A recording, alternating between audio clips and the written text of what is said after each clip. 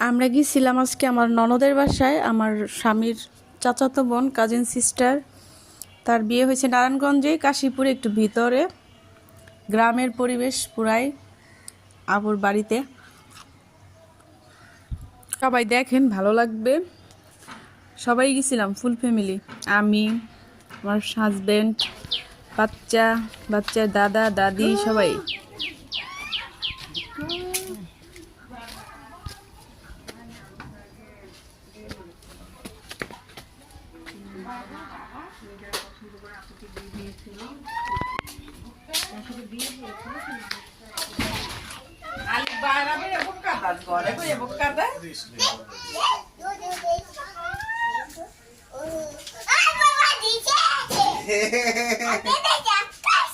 ভাবছে গিয়ে চলে গেছে বাবা। বাবা